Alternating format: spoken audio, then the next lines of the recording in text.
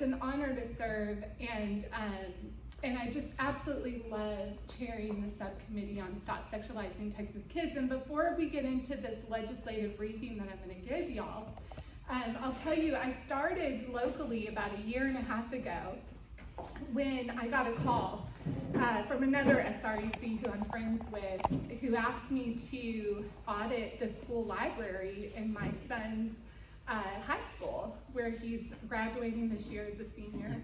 I was on my, I'll never forget it, because I was driving up to Arkansas with my husband to celebrate my anniversary, and I got off the phone with her. Of course I told her I would look into the books, but I got off the phone and told my husband, I don't think I'll find anything. I mean, we live in probably the most Christian, most conservative, if not the most, one of the most conservative areas of our state. Well, let me tell you, 300 books, over 300 books. Oh. And my initial audit revealed about 150, and I was shocked by what I saw, by what I found. And so that's what got me started in the issue with the sexualization of our kids. And I love doing this work for the Republican Party. So we do have a subcommittee that for every single priority, all 8 of our legislative priorities have a subcommittee. And our subcommittee, I think, for Stop Sexualizing Texas Kids, Bonnie will tell you, is a very hardworking committee. We've been working and meeting since last October. And we meet every single Friday. We've been able to lighten up just in the last few weeks. But we meet every single Friday to analyze. In the beginning, it was to analyze bills. And we've analyzed, I think, over 65 bills. So anyway, so we're going to talk about the legislative priority tonight. Before I get started, I do want to recognize Bonnie Wallace, your hometown Llano hero.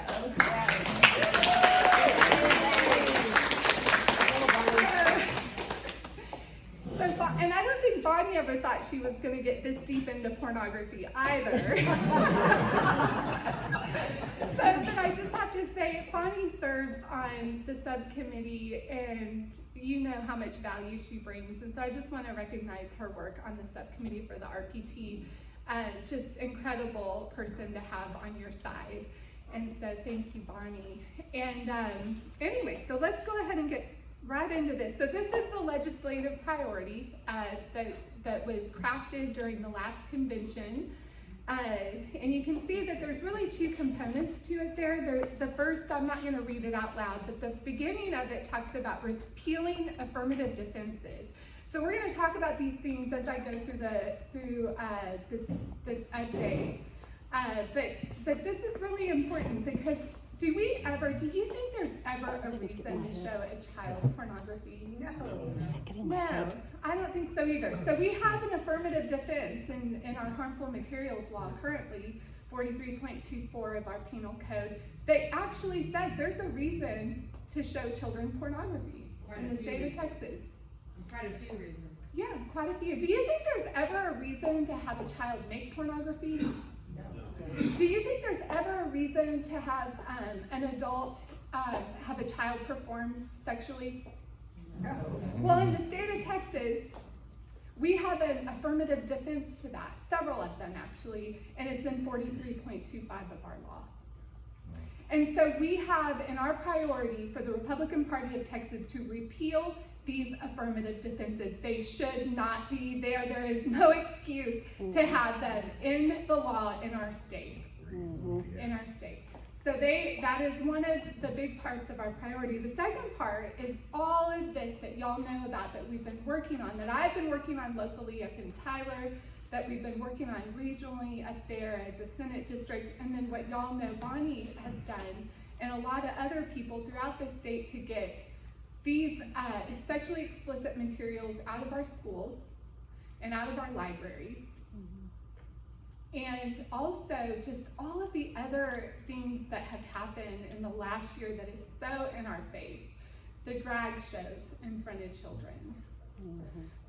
is one of them. It's not necessarily explicit in the priority, but it's definitely within the realm of what we've been working on.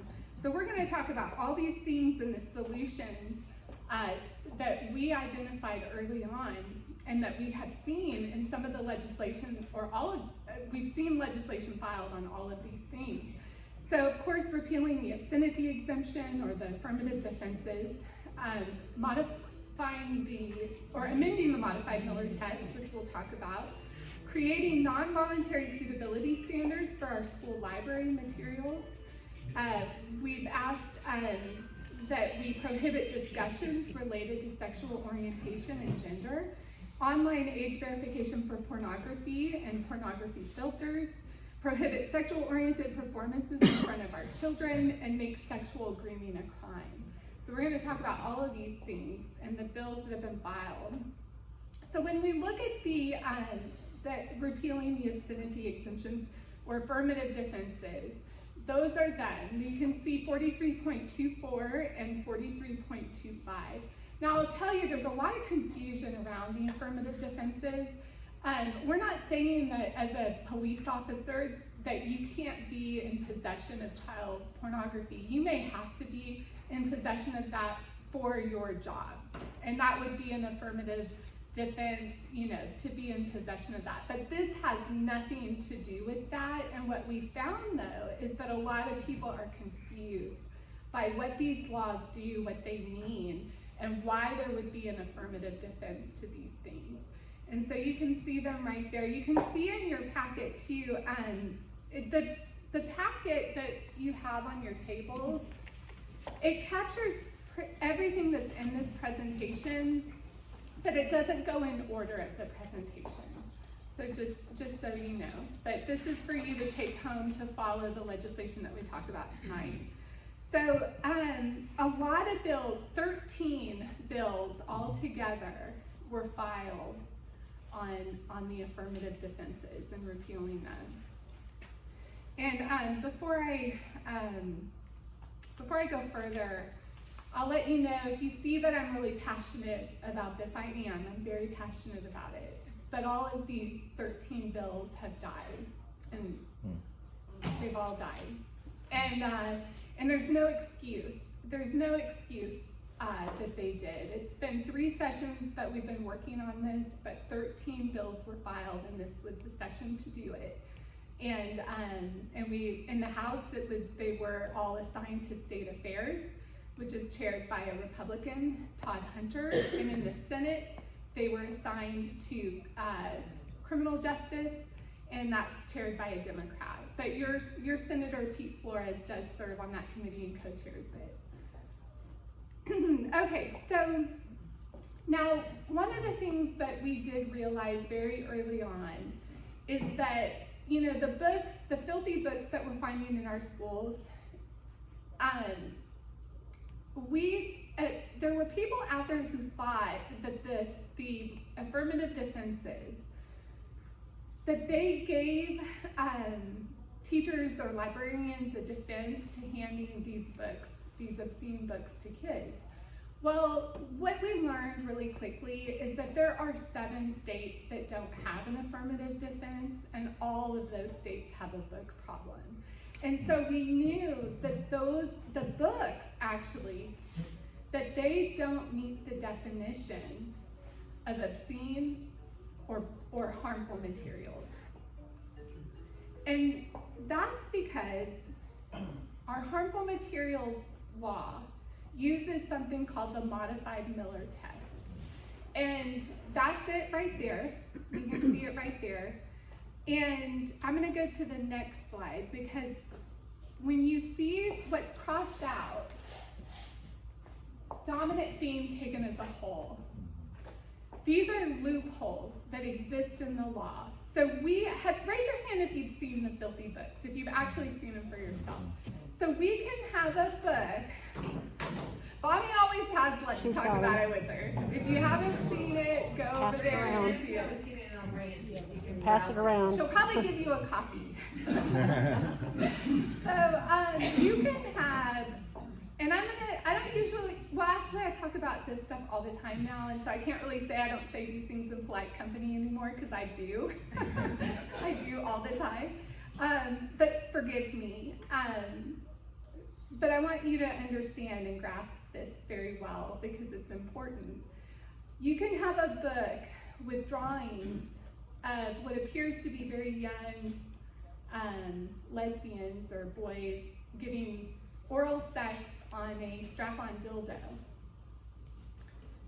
or drawings of anal sex or regular sex, and they don't meet the definition of harmful materials, and they don't meet the definition of pornography, because it's just a page in a book, and it could be 100 pages in a book out of 300, and it would be the same thing. But because it's not, as a whole, the theme as a whole is not sexual, it's not considered harmful.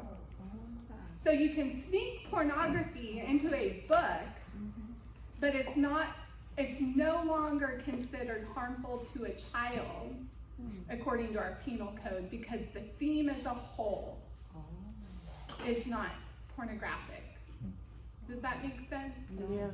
So we had two bills. It doesn't, but it does. I get it. Yes, so we had two bills, actually. One was filed by, it was really one bill, because it was filed by Senator Hall. And then Representative Toth filed the companion. And what it does is it redefines what harmful materials are, and it takes those things out. It takes as a whole, theme as a whole out, and is utterly without social redeeming value. And so those also died in the same committees as the repeal of the affirmative defenses. Wow. And we will continue, though, to work on these in the next session, because we are not going to give up on these things. And if there is a special session, which we are hearing there is likely going to be one, then we're going to ask that these things are included in the special session. Now, have you heard about the Texas mom that's been sending them a filthy book every day of the legislative session? No. No? We Okay, need well, to give her a round of applause. I'm that mom. I'm the mom that's been doing that. In fact, when I get to my hotel tonight, I'm going to send them a filthy book, because it will be before midnight, and so I'll get my filthy book in there.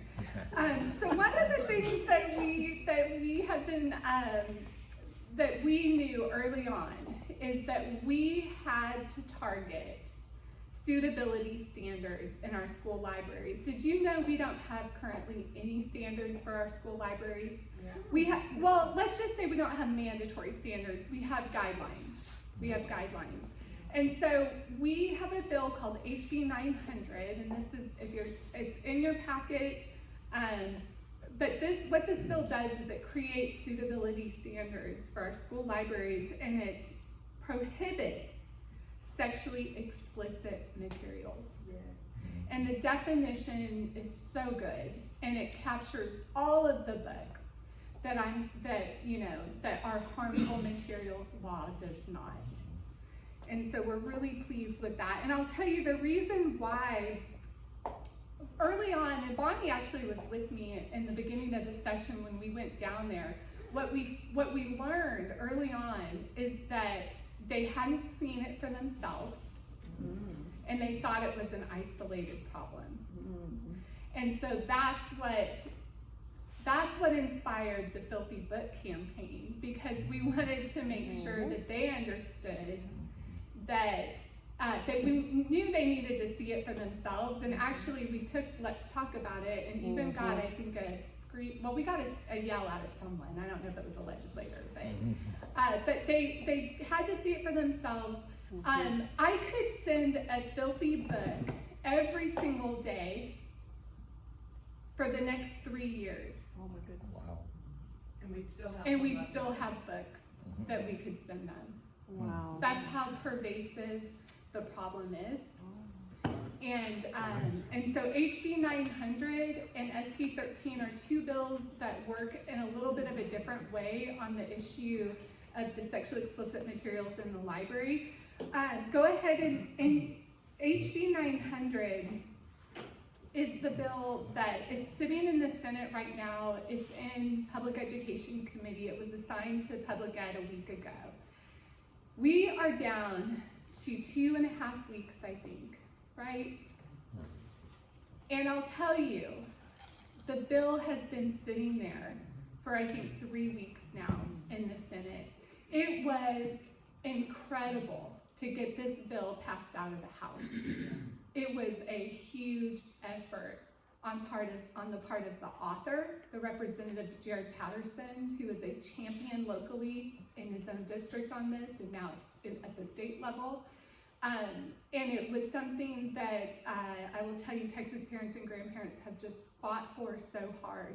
And it's sitting over in the Senate now, and there's absolutely no reason except that they're holding it up. Mm-hmm. And I tell you what, it better get scheduled soon, because Texas children are not going to be a pawn for other bills to get passed. Mm-hmm. And so be looking for a call to action from me coming really soon, because we're going to need all of you to pick up the phone and tell your friends and family too to call to get the bill a hearing. It has to pass. It's already passed out of the House. It's really hard to get bills passed out of the House, and it's already done that. SB 13, you know, we definitely would love to see that one pass as well, but it hasn't, it does not have as good of a chance, and HB 900 is a very strong bill. Okay, so prohibiting discussions related to sexual orientation and gender. So this picture right here, by the way, I hear a lot in our rural communities, and especially up in Northeast Texas where I live. We don't have this here. We don't have this problem here. Well, this is a teacher who teaches in elementary school in Longview. And this is him dressed provocatively as a mermaid, handing out candy to children. So this person transitioned in the middle of the school year about a year ago, and did so in front of young elementary school students. And I got a call from a parent whose child was in this teacher's class. And this parent made an arrangement with the principal to not have, he's a science, technology, a STEM teacher, and so he goes to different classrooms. So they made an arrangement to not have him, not have her in his class. Well, that worked out for 4th grade, and then in the beginning of 5th grade, she had a new teacher, fresh out of college, who had a problem with that arrangement, and actually had a social worker pull the child out of class to talk to the child about the parent's religious beliefs. Oh my goodness. Without notification, without consent. And the mom pulled her daughter out of school 2 days later and is homeschooling her. Yeah. Which is the right thing to do. Yes. But what I'm telling you, and the reason why I'm talking about it, is we do have bills. We have a really good bill, SB 1072. It's listed up there. It's also in your packet. It's written by Senator Hughes. And it prohibits discussions around gender and sexual orientation. It prohibits critical gender and critical sex theory in Texas schools. It stops it in its tracks. And the reason why I use him, this teacher, as an example is it is absolutely happening all over the state and in rural districts, not just in Austin where y'all fled from. It's everywhere. It's everywhere. Oh. Yeah, I moved from Austin. You moved from Austin Yeah, to I here. lived in Austin for about 26 years. Yeah. Wow. So, well, and it's, and I've you seen know, a there, lot of things. yeah, you've seen, and Austin ISD has here, I mean, they're celebrating Pride, but other schools are as well across Texas. So SB 1072, really quickly, it is probably not going to pass this session. It is in the House Public Education Committee. There is a chance, I mean, it's another bill that I'll be sending a call to action out on, because we need to call and get it scheduled for a hearing.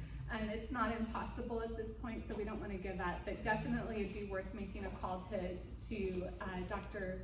Buckley, who chairs House Public Ed, to get that bill a hearing. So online age verification, or age verification for online pornography, and pornography filters for cellular devices. So there's lots of bills related to age verification for online porn. But first, let's talk about SB 417. That's a pornography filter bill, where basically in the state of Texas, we have the ability, when a phone is activated, to have a pornography filter on there. It's just that right now you have to opt into it, and this would make it so that your phones come with it and you have to opt out of it. And I'll tell you why it's important is that filters activated by parents and things like that, it's a difficult thing, I think, for a lot of parents to navigate and figure out, and we need to just make it easier. I will tell you, my nephew, who's almost 18 years old, and this is very common, I hear this all the time, but the first time he saw porn was a 12-year-old friend in 6th grade brought it to school on his phone, and he showed my nephew. And I hear that over and over again. So phones and tablets are really ubiquitous to children these days and in society, and so really we support that bill. We endorsed it as a party because we want to see children protected. The age verification for online pornography, these bills are, we have several really good bills, and there was one, it's HB 1181 was just passed out of the House yesterday. With, I think it was, well, it had bipartisan support. There were 5 nays, that's all. And so we know, I mean, we are pretty much certain, because we also have a Senate bill that's very similar that passed out of the Senate and is over in the House in calendars right now. So we believe very strongly that we can breathe a sigh of relief at this point, that we will get age verification for online porn. And I'll tell you, I don't want to talk too deeply into it because I definitely want to have time for questions, but the porn that is available online is some of the most, I mean, it is hardcore, not like sneaking your dad's magazine out of the garage kind of porn. It is just unimaginable what our children have had access to, what the last 20 years that children have had access to, and that we didn't do anything about it until now. But I think that we just didn't know better, and now we do. And so the law that we're passing is modeled after a law in Louisiana that was passed last year and went into effect this year. The first day that it went into effect, Pornhub complied. And so we know that it's constitutional, and really, it's great news that we're going to get it in Texas. So prohibiting sexual-oriented performances in front of children, the only bill that the RPT actually felt comfortable endorsing, because there were several bills that were filed that were a great effort, but SB 12 really had great language that wasn't too broad, and we like the language of the bill. But it bans the so-called family-friendly drag shows. It prohibits all sexual-oriented performances in front of children. And so SB 12 is going to be heard in House State Affairs tomorrow.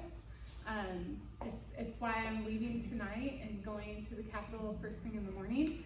And I know that we're at risk of language being changed in this bill that would probably water it down a little bit. I haven't been able to look at it yet, But I will tell you that this bill really needs to pass. We still have, I mean, it seems like almost every day, definitely every week, it seems that we have a new drag show in front of kids in the state of Texas. And so another call to action that I just put out is to call House State Affairs and ask them to pass SB 12 quickly out of their committee.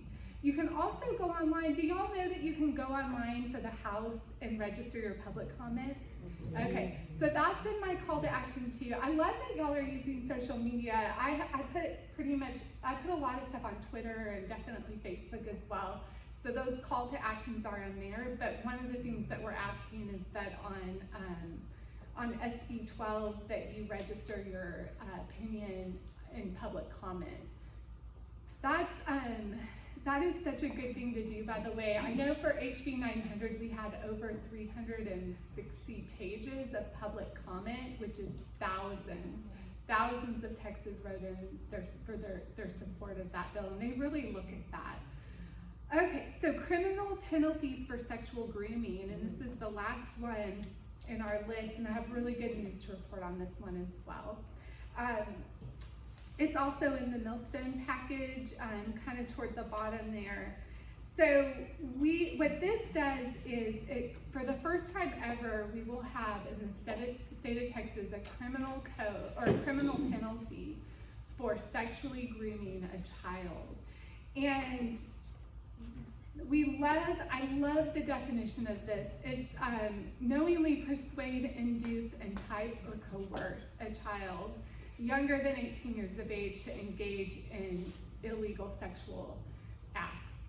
And the definition is frankly pretty broad. It captures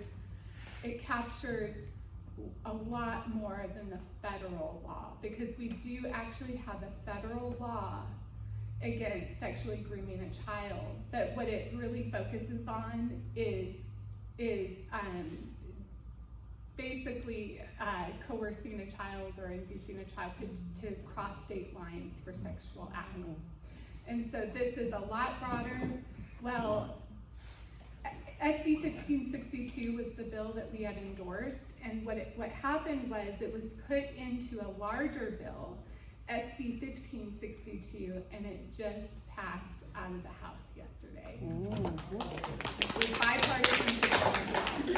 So this is done. It will go to the governor, and this will become a law in the state of Texas. Yes. I like to kind of end with this before I take some questions. And what one generation tolerates, the next generation will embrace. I think we've tolerated way too much already, but are we going to be the generation of parents and grandparents that tolerate the sexualization of children? And if we do, what does that mean for the next generation? It's embracing pedophilia. That's the end game here. Lowering the age of consent. Sexualizing kids is abuse. The state has a compelling interest to protect children from sexualization. It is not a parental rights and education issue or a parental rights issue. The state has a compelling interest to act. And you'll see these packets. These are for you to take home to follow bills. Once we got to a certain point in the session, we analyzed what are some of really the most important bills that we passed. There's one actually in here, SB 163, that I didn't go over in the presentation, but it's in your package. Well, we've titled this the Millstone Package. And Matthew 18:6, Jesus says that whoever causes one of these little ones who believes in me to sin, it would be better for him to have a great millstone fastened around his neck and to be drowned in the depth of the sea. And what that means is there is nothing worse than offending a child. And if there is nothing worse than offending a child, I will tell you there is nothing better than defending a child. And so I'm glad to do this work. I need your help and appreciate you listening tonight. Definitely would love to take your questions if we have time. Or we could push it up. It's up to the ladies and the gentlemen in the audience. We can go to 7:30. Okay. What I don't understand is, we have something called, at the movies, you know, X-rated. And Yeah. kids aren't allowed in X-rated or, NP or whatever. Why can't we have that same rating in the libraries? Mhm. So it's a great point. So one of the things that we definitely talked about very early on in the session is that, between the hours of 6 a.m. and 10 p.m., the FCC, the Federal Communications Commission, regulates for indecent and profane content between 6 a.m. and 10 p.m. Why do they do that? Where, on television or? They do it on television and the radio, on public television and public radio airwaves. They regulate between those hours for indecent and profane content because children might be present. Right. The federal law recognizes that children are harmed by indecent and profane content. That is why you cannot read these books over the radio. You cannot read these books on TV. You can't read these books at most school board meetings because they're broadcasted. And yet, they're allowed in our school libraries and our public libraries in the children's section. And so, you're right. So what HB 900 does is it doesn't rate them with like a rating system broken down by age. What it does is it gives a content warning. It gives a warning, explicit content warning. And books that have explicit content cannot be in Texas libraries. Vendors will not be able to sell them to schools. And if they do, they will no longer be able to do business in the state of Texas. That's a great question. I know, I saw a couple of hands. Oh, Go ahead. Oh, purple shirt. so you mentioned that, is this purple? All day long. So you mentioned on the HB 1181, you said 5 nays? There were 5 nays, all Democrats. Okay, on that one, there were 5 nays. Mhm. How, the rest of these, who is fighting this? Yeah, who's holding them? Who are these folks, these representatives and these senators that are fighting this? 5 nays, this shocks me, they're not all, unanimous. Yeah, But- I would say in general, and that's a great question. In general, one of the things that we've been surprised by is that a lot of our bills actually do have bipartisan support. So even HB 900, the prohibiting sexually explicit materials, that was overwhelmingly passed in the House. There were 11 Democrats. All the Republicans voted to pass it, and then 11 Democrats. Now, some of the bills that have been a little bit more challenging, I think, to get passed are the ones that, the one that's prohibiting basically what is critical sex theory and critical gender theory. That's what it is, and we need to start calling it that. But the ones where, they wanted to have discussions about That's where you're gender. getting your pushback. Yes, we're getting more pushback on those bills from Democrats and probably, maybe some more moderate Republicans. The one that really, I think what surprised me the most though are those ones that I talked about in the beginning that have to do with repealing these affirmative defenses. Now I will tell you that we're going to continue to work on those things, but those bills, 13 of them, 13 of them were not heard. Not at all. We didn't even get a hearing on them, not even a committee hearing. And what's shocking is 3 sessions? We've of had them this for going 3 on, sessions. and now you've got a real shot at pushing 3 of these through. Yes, because we have people on our subcommittee that have been working on these issues for 3 sessions. That's 6 years now. And so I know we thought this would be the year to do it. They're such straightforward and simple bills as well. And I'll tell you, in the House, I mean, we have a Republican chair who oversees House State Affairs. And he never heard a single one of those bills. And all they do is say, there's no defense to having a child perform sexually for an adult in the state of Texas. There's no excuse, no defense to give a child pornography in the state of Texas. Who is against that? Like you said, who is against that? So we're going to continue to educate them on it and work with them.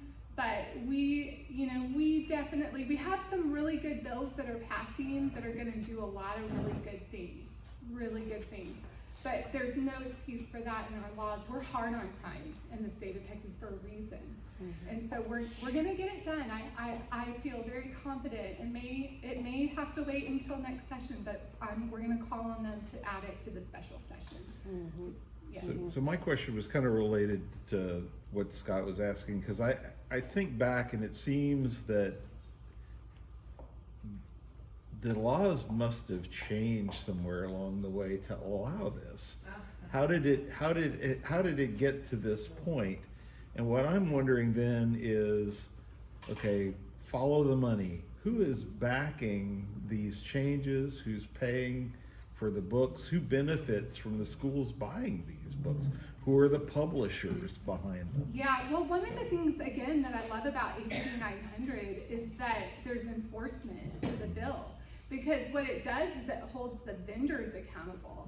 And it's the vendors that are making the most money, that are doing the most business. Individual publishers aren't doing business with the state. Because someone asked Representative Patterson, why aren't you going after the publisher? Well, no, the vendor is the one that sells to the state. And and they make a lot of money selling filthy books to Texas schools. A lot of money. We have a lot of schools in the state of Texas. So they will comply because they stand to lose a lot of money. But one of the things that I want you to think about, because moving forward, one of the things we're going to talk a lot about is community standards. We have to raise the community standards right here in our own communities. Because when we allow these things to even be sold to children in the bookstore, we're complicit. We're allowing it. We have allowed way too much. We have looked the other way on way too much. And really, we also probably, a lot of us just didn't know about it. I mean, I know I was a teacher and I've been in education for almost a decade now. I didn't know these books were in our schools until about 1.5 years ago. And so I think with what I do love seeing is, I will tell you, this is an issue that is not going away. I mean, Bonnie, you could probably speak to this. It seems like it's constantly in the news. Constantly in the news. Well, it's not going away. I want to answer, Michael, your question. So the obscenity exemption in Texas was enacted in 1973. Really? And interestingly enough, so we have one Democrat chair in the Senate. His name is John Whitmire. He's from Houston. And he is running for mayor of Houston, and I'm praying that he wins so that he leaves the Senate.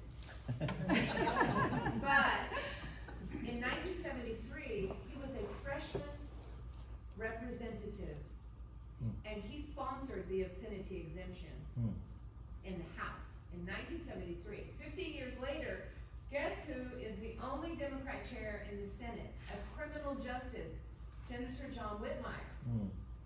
So I have been trying to get in to see John Whitmire because I want to show him, whoever's got the book that's been passing around, I want to show him this book, and I want to show him what's happened, because I've heard that he has a very good heart. And if that's true, then when he sees what they contorted his law to be, he will give it a hearing. So I have to say also, Andy Murr and Pete Flores, because we Kristen and I went in and we coerced them. They sponsored an obscenity repeal, both of them, identical. Murr wrote it because he's an attorney, and it was not the strongest one, but I'll take a weaker one over nothing. We which can is what amend we- it, Which yeah. is what we got. But they did, so that's, you know, to their credit, they don't do a lot for our counties, but they did both. They did, yeah. So that was, you And know, I- you need to thank them when you call to complain about something else. Yeah, because they did, yeah, your representative and your senator did file bills to address this. And actually, Representative Muir also tried to amend HB 900 to include it, and it was killed on a point of order because it wasn't germane to the bill. But I give him credit for that too, because he mentioned it on the floor and he was so passionate about it, you could tell. Yes, I have a question. Is there any way that we can find out, as a public representative, who is not for these bills, so that we can respond to them by election, so that those people go away and we get the people in there that we want? yeah, yes, definitely. I think, you know, we'll be putting out legislative report, kind of giving details on if there was anyone who was really against it. I do think too, you know, I know the House State Affairs has a lot of bills that go through it, and it just, it pains me though that it's a Republican chairing that committee and that he didn't hear a single one. But yes, I mean, we will definitely put a report out. I'll tell you though, I would say out of all the priorities, we've had a lot of success with this priority. And so there's a lot of good things to report, you know, and so, which I think you heard tonight. But holding them accountable based on factual information is what constituents need to do. So, and a lot of them have done amazing work and really good work. And so I definitely don't want to play down any of the good work that's been done. I can well imagine that if you took 10 people off the streets, 8 of them have no idea that this is going on. And Yeah. that they, you know, they don't know that maybe their representative is voting against the bill that would change the pornography in their Yeah. child's school. And it's really, those are being voted against with, I think, Democrats, because I would say once these get up for a vote, our Republicans have been really good. They really have. I mean, and I think some of it too, one of the things that I've learned is, you know, I'm a freshman SREC, and there were so many things related to sexualization of kids, and to build momentum for a bill is so helpful. And we've been able to do that so successfully with a lot of the bills. And so that's why I start with your calls and you making public comment and you emailing. You have no idea. I mean, it makes such a difference.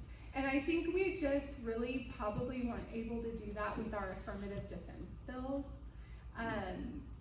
You know, so I think I'm always trying to think, well, what could I do differently, and what could we do? And I think I just have to go down there and Bonnie, I have to go down there and start saying, is there ever a reason to have a child make porn? You know, I think they need to hear it like that, and they will. So I want you to know though that we're all we have a part in pushing legislation.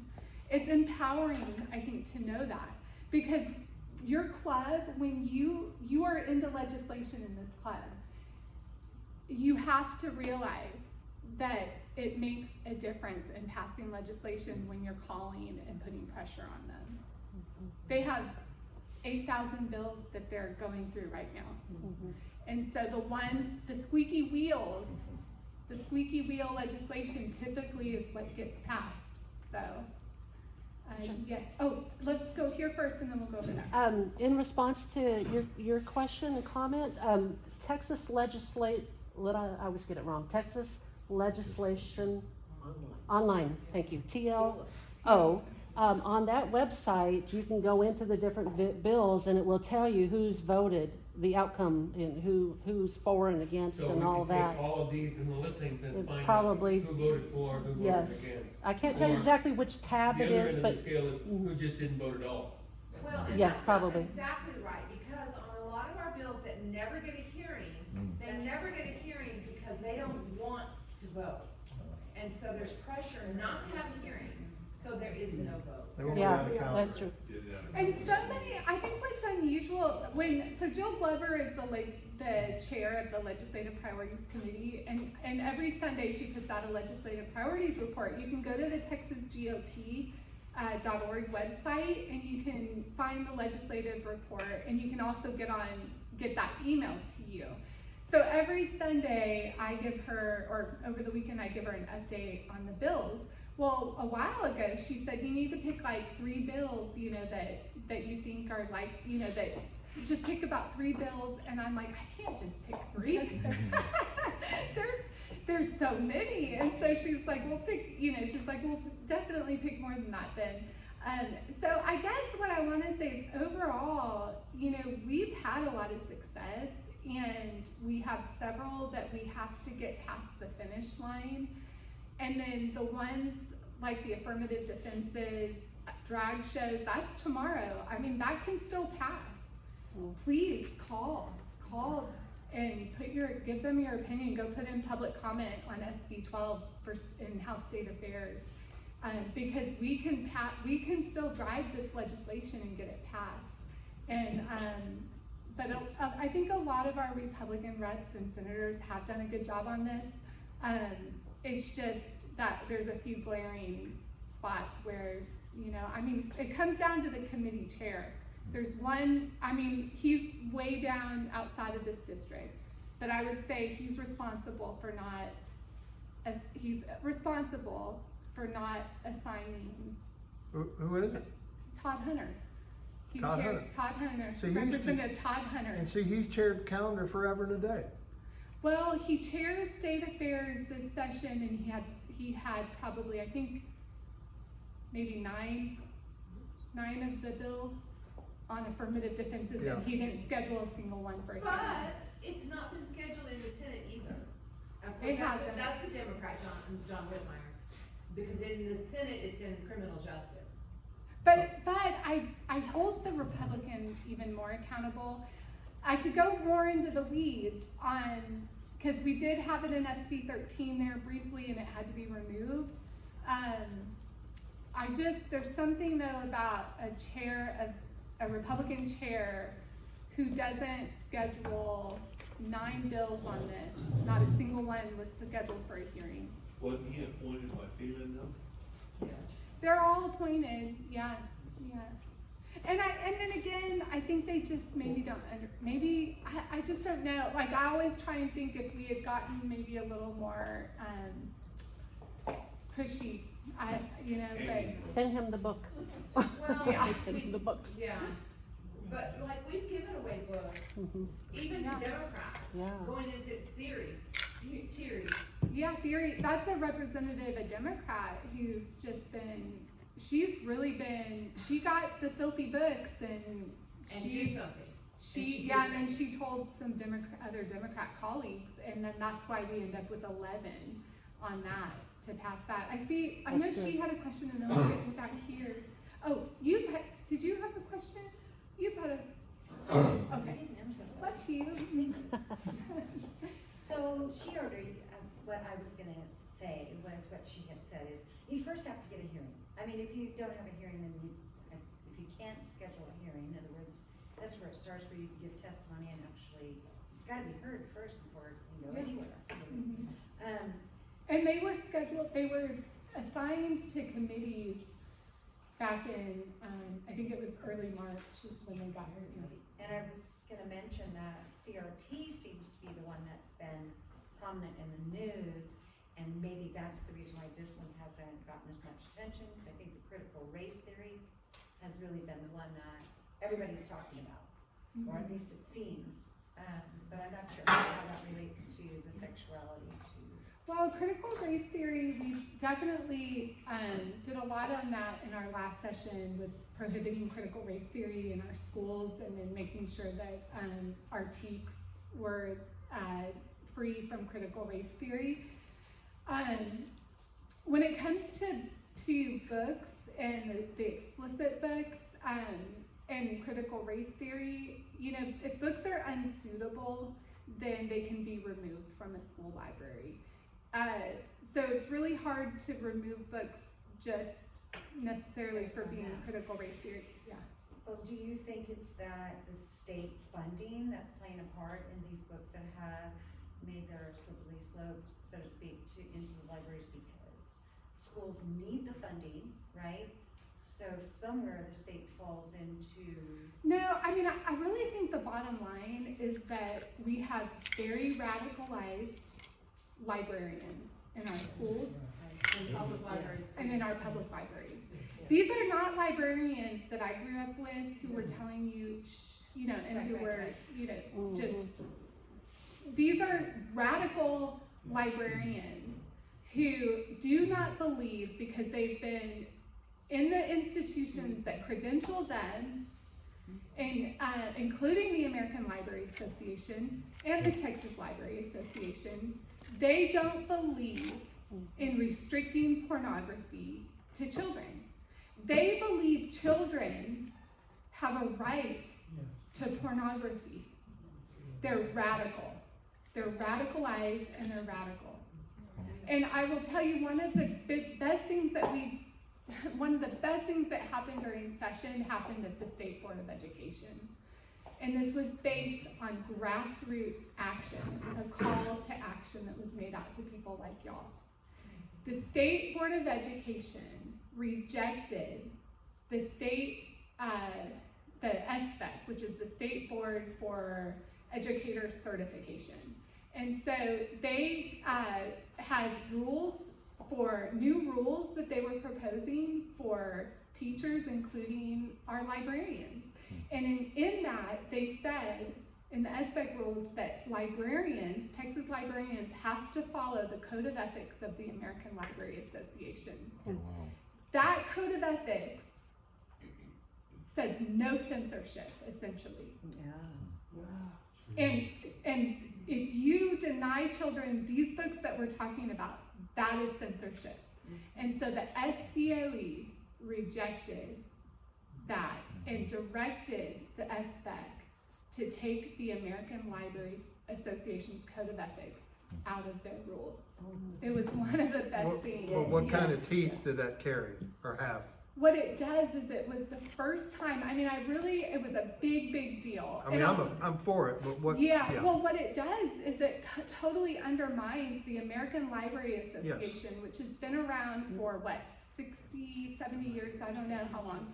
And they should lose all credibility. Mm-hmm. The American Library Association should have no standing in the state of Texas in our regulatory guidelines. They should have no voice in our credentialing process. We should not be funding the American Library Association. We shouldn't be funding the Texas Library Association or the School Library Association, because they are so radicalized that they push their radical agenda that hurts Texas children. And we should defund them. And that was the first step. It was our legislature wasn't able to do that. Our legislature's doing really, really good things. But the SBOE, which is 10 out of 15 members are Republicans. And they took that bold action. We had Tom Maynard out here. Yeah, we had Tom. Oh, you did? You Okay, bet. he was one of the ones. Yeah. And then what we also require, I know y'all are staying a little later than normal, so I hate to keep you, but one of the things too that I want you to know is that there was a bill, HB 1605, I think it was. There was a bill that was going to remove the State Board of Education's ability to reject the SBEC's rules. It was a bad amendment that was put into a overall really good bill. It was, I think, HB 11 actually, not 1605, it was HB 11. So the House, based on all this, the House removed that. The House removed that from the bill before they passed it in an amendment. I hope that makes sense. It's a lot of information. Yes? It seems to me the question that we need to be asking more is why. A friend of mine said one time, instead of worrying if like a parent parents shouldn't take their kids to drag queen shows? Why do the drag queens want to do this for children? So those are the questions we need to ask. We need to ask these people, so why were you afraid of putting this for a vote? Why was it not done? So it seems to me the question we need to be asking is not, okay, this is my opinion. We need to find out from them, why wouldn't you do this? Well, I definitely think, I mean, Keith, this is a really good guide of the most important bills that we had come up and the most important sort of points that are all, or the most important solutions that we had to this problem. And we're not gonna stop. I mean, anything that didn't get passed this time, like for instance, the filters for your phones and tablets. That one was actually a little more controversial. There were Republicans who didn't want the government to put a porn filter on their phone. You know, it basically could be very easily opted out of, but that was something that was controversial. I think asking why is always important. And I also think why we can ask, why is this happening? Why are we living, I mean, we live in a country now where you can have men dressed as women in lingerie twerking in front of a toddler, and you don't have people. I mean, I remember what my dad would have, I think, done if that happened when I was little. And we don't live, I mean, can you imagine? This is Texas, my word, this is Texas. And we allow that in Texas? I mean, we have got to raise our community standards. And as a committee, the Republican Party of Texas, the subcommittee that I chair, will be focused on local work after the session and what you can do to raise your own community standards, because that's what we have to do. Yes. So I just want to say, Dina, that y'all may know, everybody in the room may know, or you may not, but there's a big push to remove the word pedophile. And because they call it detrimental, harmful, discriminatory. That's right. And so the word that they want to replace it with is MAPS. And MAPS is a minor attracted person. And there's a big push for this. So right now, it's like what we tolerate now becomes acceptable later. It's all about pedophilia. I guarantee it, because I have books. If you're not tired of looking at books, I have a book with 2 grown men bathing with a toddler. And so, yeah, and why would they do that? Because they're trying to desensitize children to nudity and to nudity in front of elders. I don't think I've seen this one. Oh, you haven't? Girlfriend! My question is still that what we need to be asking our representatives is why did this not get out of committee? Give me the reason why. And they'll say that they're not in charge of the committee. Well, okay, but eventually there has to be, on this committee, a vote of majority. So let's ask them, why are you afraid of putting this out for a vote? Why is it doing? Why are we changing this name? And to me, I want to find the reasoning behind it. Yeah. They have to have a hearing first. And if the why didn't chairman doesn't, because the chairman didn't bring it. Yes, the chairman. So now we ask the chairman, why? Well, I'll tell you, are y'all following pediatric gender modification? That's another legislative priority. Are you following that one?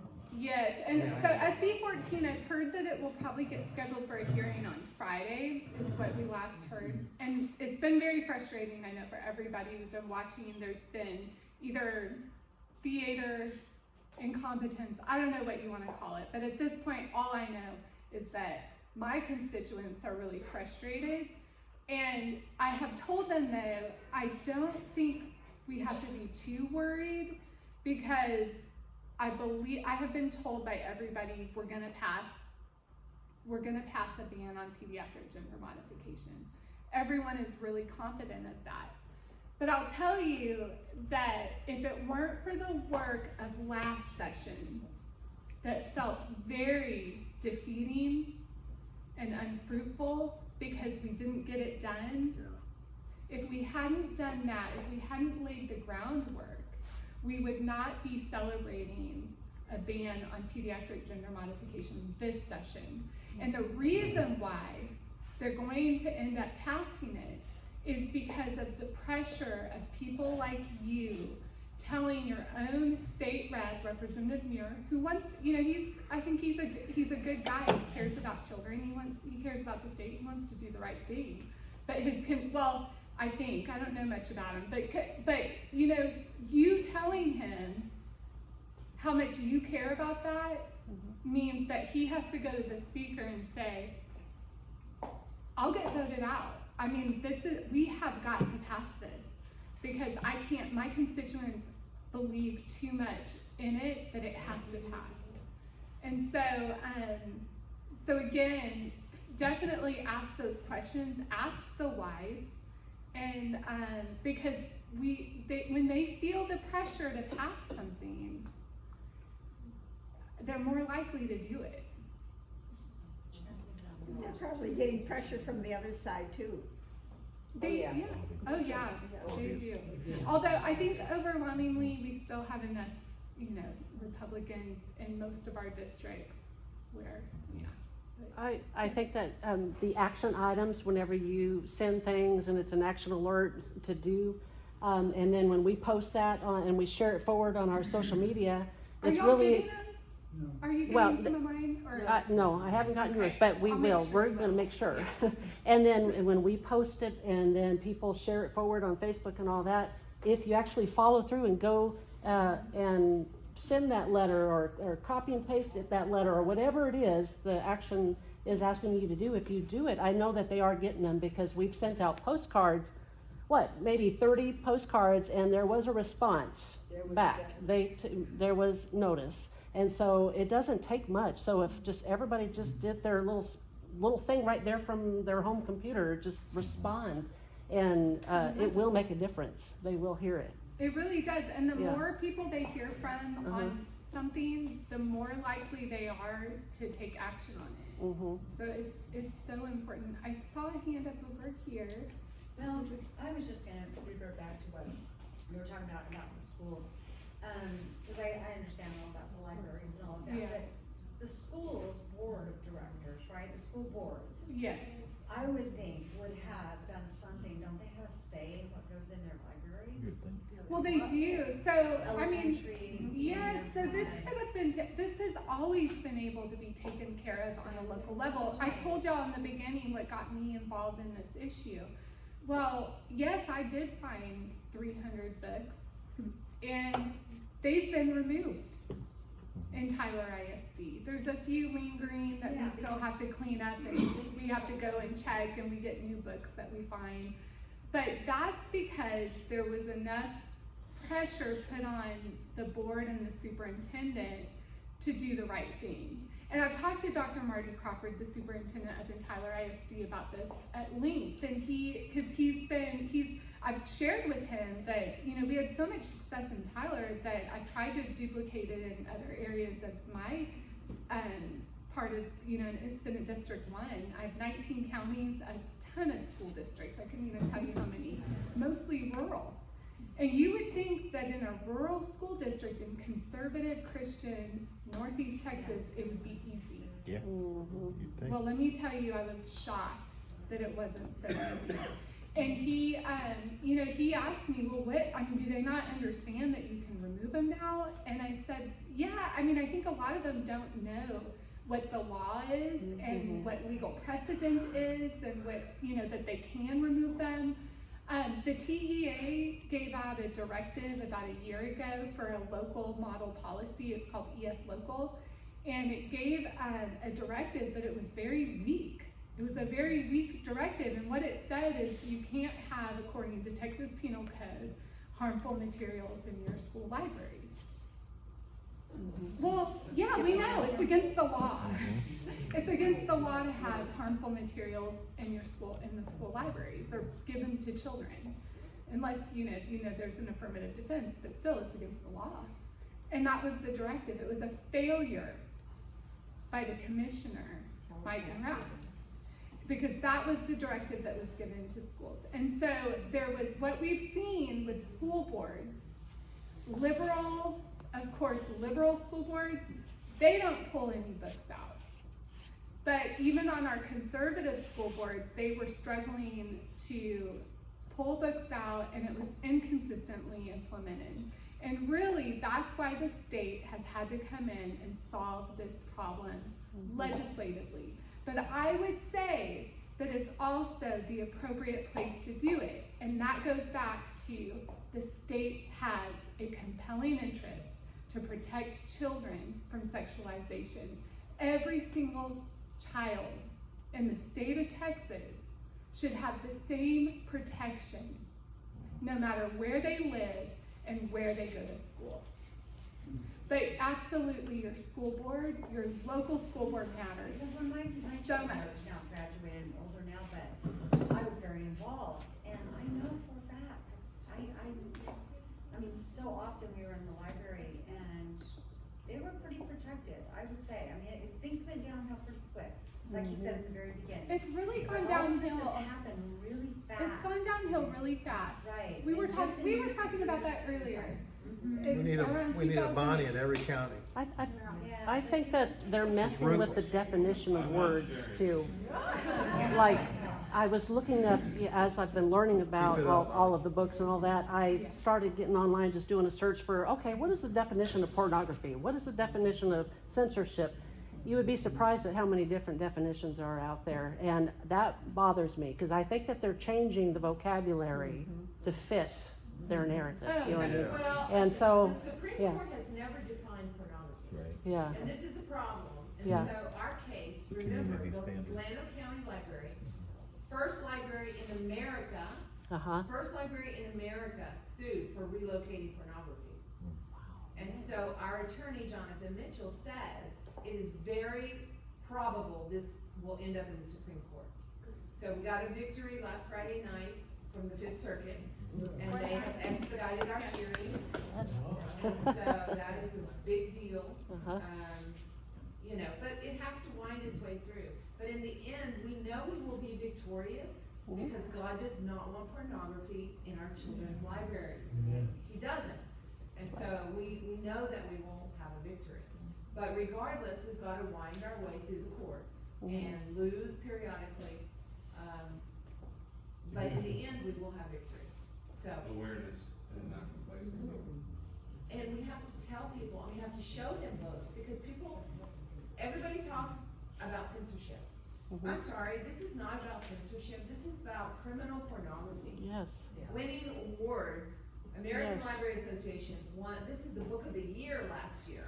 If anybody didn't get a chance to see it, you need to see it, because it's mind-boggling. And so, knowing these things, when people tell me, well, I don't believe in censorship, I say, well, I just want to limit access to pornography to children. Yes. And they're like, no, because they want you to say the word censorship. Right, That was yeah. there too. Again, I'm gonna say ugly things. So I try and wear a dress really often because too many ugly things come out of my mouth, so I can get help if I'm in a pretty dress. So, but that book teaches kids to use butt plugs. I mean, I think that's what they're called. I mean, and it's so ugly to even say it, but there are people who believe that children should be taught how to have unnatural sex. And so that's a kink, and it's deviant, you know, it's not natural. And so you have to teach kids who are oriented a certain way how to have unnatural sex. And that's why they think teaching kids in that book how to use a butt plug, how to use sex toys. There's that book also, what it does is it tells kids to go look at porn online. It tells them to research their favorite porn star. It's absurd. And go to the sites they recommend. What kind of sites is a porn performer going to recommend to our 12-year-old children? 12-year-olds, that's marketed to 12-year-old children and up. So that law that we talked about that is going to be signed, it's going to the governor's desk on sexually grooming children. book sexual abuse. We think, and I think it's safe to say it now, we think that books like that fall into that category. Because when you are persuading children at 12 years old to go research porn, that's sexualizing them and putting them at risk. So that's what I'm saying. Like, we've worked so hard as a committee, and I know the legislature's worked hard, but we have worked so hard as a committee. And so one of the things I tell all the people serving on my committee is that at the end of the day, we are going to trust in God's timing because we have put in the work. We know that some of the bills that are passing, it's incredible. I mean, if we can get some of these key bills to pass, we're going to have so much to work off of in the future. But yeah, that one, I think it covers books like that. Books that tell kids to go on Tinder for a hookup. Books that tell kids that sex work. I mean, I found one in Austin ISD that tells kids basically how to be a hooker. That is a good and reputable thing to do. Mm-hmm. Nothing shameful. Radicalized librarians and associations. We also know that pornography is very addicting, just like gambling, alcoholism. So they're getting our kids addicted to this in school. They are, and we know that pornography is very addictive, and it changes the brain of children. And it actually, children who are exposed to pornography are more likely to have violent and maladaptive behaviors. And I can't tell you how many times liberals come onto my Twitter page and talk about school violence, and yet they do not care. They could care less about depraving children. But yes, I mean, and really, actually porn addiction is epidemic in our country. I just do a lot of talking about it related to children. Child sex trafficking is a huge problem in the state of Texas. And that's why the bill actually that passes, the bill that includes our language on sexual grooming and creating a new criminal penalty, it's actually a human trafficking, a sex trafficking of children bill. So. It is. Yeah. And Northeast Texas is actually a really high I have a traffic. little different question. Okay. We got an email yesterday from the Republican women's in the state that had an action video, an action Facebook with bills that were in Conference? I can't speak. No, In it's okay. committee. Okay. Okay, that they thought need to be passed. Okay, I took each one of them down and was gonna call them, and when I called the first one, he said, I can do all of them, so it just goes on the computer. Now, is that right, that you can call one of the, committee chair offices, and whenever you give them how you feel about each one of them, that they will put it in committee and it will go to the, where the, congressman can all see it? Well, I don't know if that's really correct. I think what you can do is, if let's say there's 3 bills on that list, you know, for one, you're calling a committee chair or a committee clerk. Yeah. Or every member of a committee. Some people do that. Only the bills that are being heard in that committee, they're going to take a note on. If you call your state rep, then you can give them all the bills, you know, that at once that you're concerned about.